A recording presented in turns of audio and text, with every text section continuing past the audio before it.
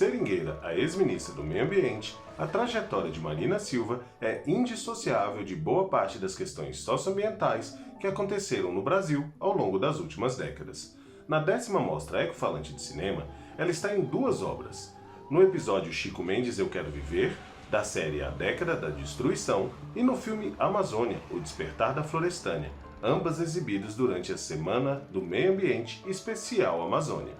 Nessa entrevista, nós conversamos com ela sobre a sua trajetória, os atuais dilemas do contexto socioambiental brasileiro e algumas possíveis soluções. Assista a entrevista. Quando eu olho para trás, eu consigo valorizar ainda mais aquele esforço que foi feito pelos pioneiros, como Chico Mendes, os extrativistas de um modo geral, os povos indígenas, porque a impressão que eu tenho é que se aquele esforço que custou tantas vidas e tanto sofrimento não tivesse sido feito, hoje nós estaríamos numa situação muito mais avassaladora do que a que temos hoje.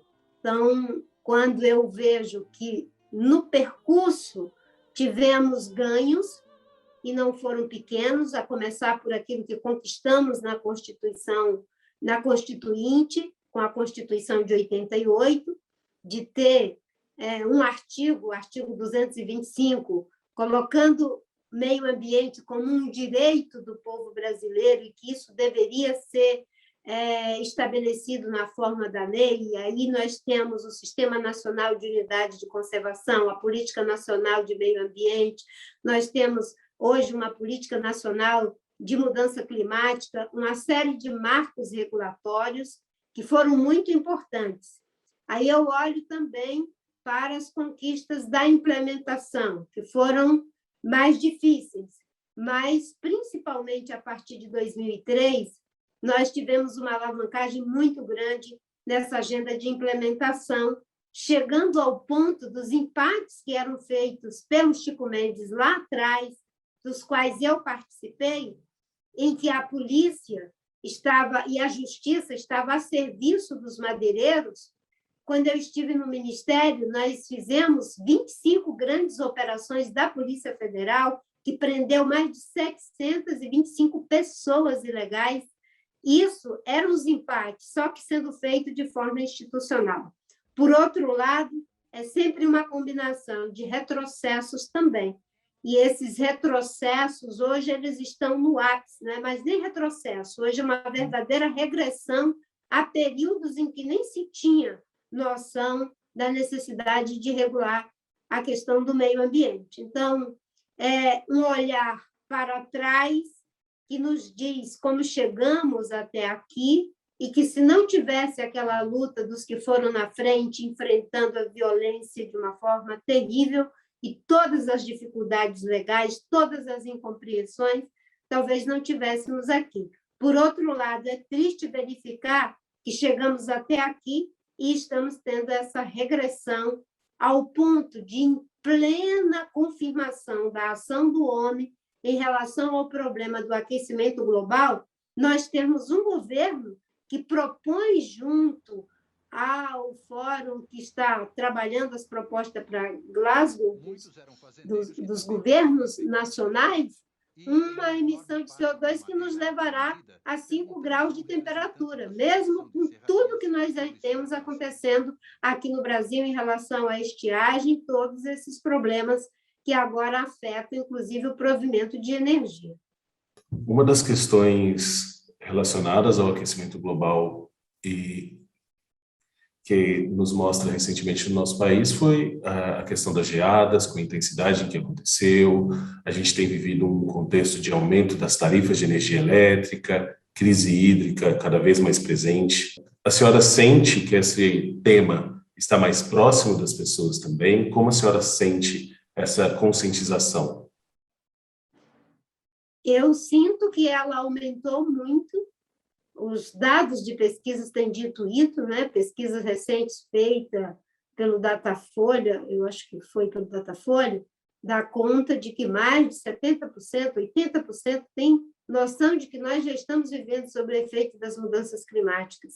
E, recentemente, matérias que foram publicadas dão conta de que vários municípios no sul, no sudeste, no centro-oeste estão sendo castigados pelas secas em prejuízo de suas atividades agrícolas, né? Coisa que antes era sempre atribuído à realidade do semiárido brasileiro. Então, as pessoas estão vivenciando essa consciência de que as mudanças climáticas já estão acontecendo, seja quando temos esses períodos de estiagem, quando temos os problemas das queimadas, e principalmente quando tem os problemas das enchentes.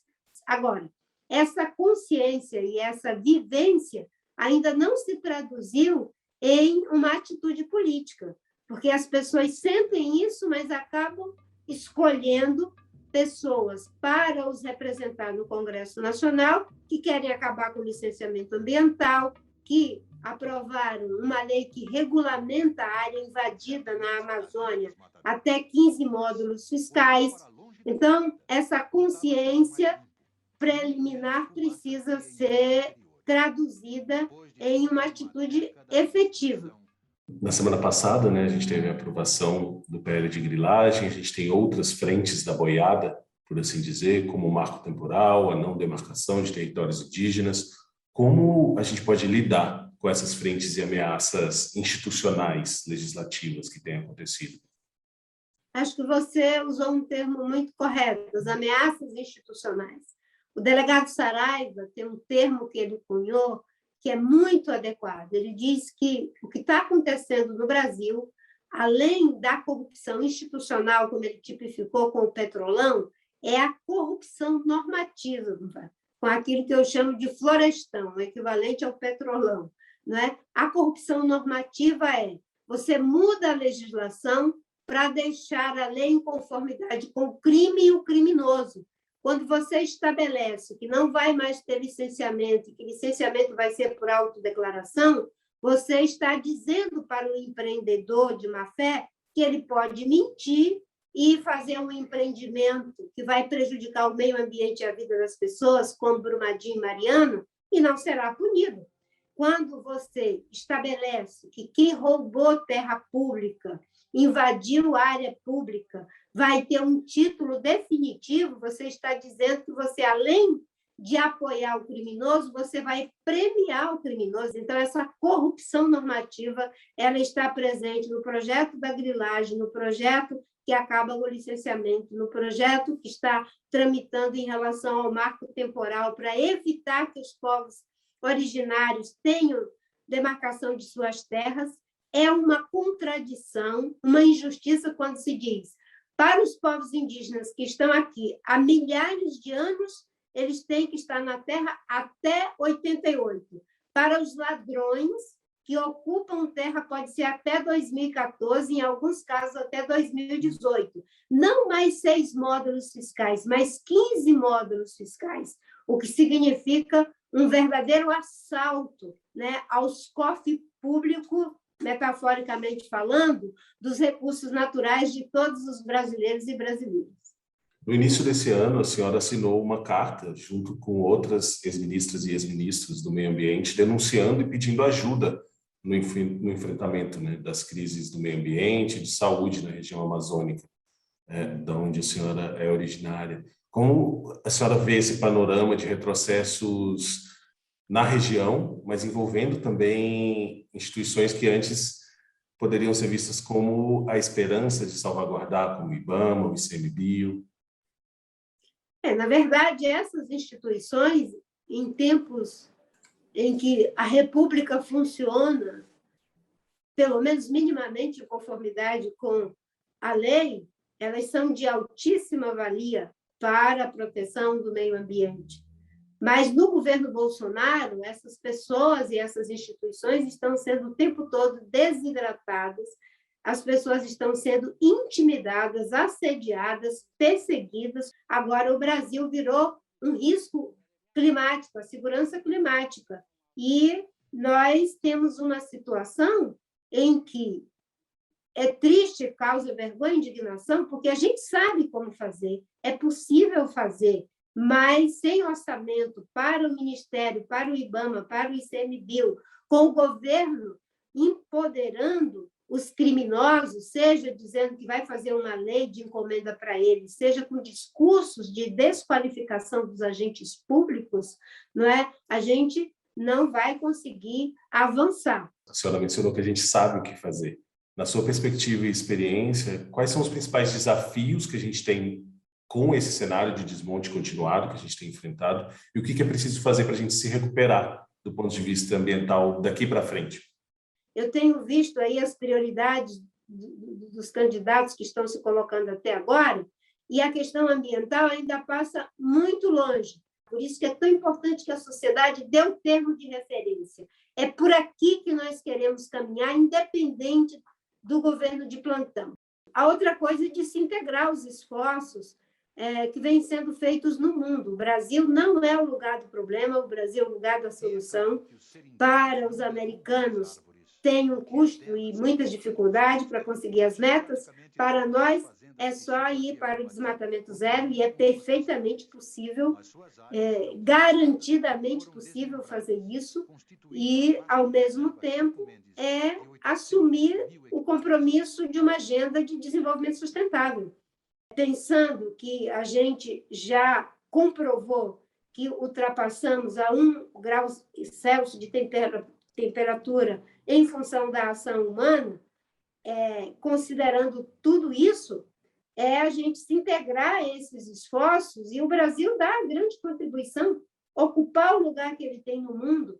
Se alguém pode oferecer agricultura com certificação, rastreabilidade, sem precisar destruir floresta, esse lugar é o Brasil. Se existe um país que pode produzir com baixíssimo impacto em termos de CO2, produtos que não sejam carbono intensivo, esse lugar é o Brasil, porque aqui, se a gente diversificar a nossa matriz energética, com eólica, solar, biomassa, e com o potencial que já está instalado da hidroeletricidade, nós podemos ter uma matriz energética 100% limpa. Então, quando eu olho para o que pode ser feito, paralelo a esse desastre que temos hoje no Brasil e no mundo, a gente tem um projeto que pode ser, enfim, erguido numa visão de sustentabilidade. Agora, todos terão que deixar de ser desenvolvimentistas.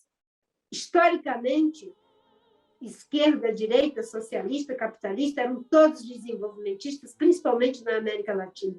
Eu tenho insistido, a partir de agora, só tem um caminho. Todos terão que ser sustentabilistas. Agora, o que a gente não pode é deixar que o Brasil e o mundo fiquem na mão dos negacionistas, porque com esses não há bom senso, com esses não há apelos da ética, com esses não há alerta da ciência, com esses não há qualquer tipo de diálogo, porque eles são os anjos do apocalipse, do fim do mundo. A senhora falou em povos originários, falou também na participação social, e a senhora é uma mulher negra de destaque no cenário político brasileiro e uma das poucas que a gente vê com esse grau de destaque. Queria entender se a senhora vê avanços na compreensão da pauta ambiental, como também uma pauta que tem racismo ambiental dentro, que tem outros enfrentamentos, se a senhora vê avanços nesse sentido.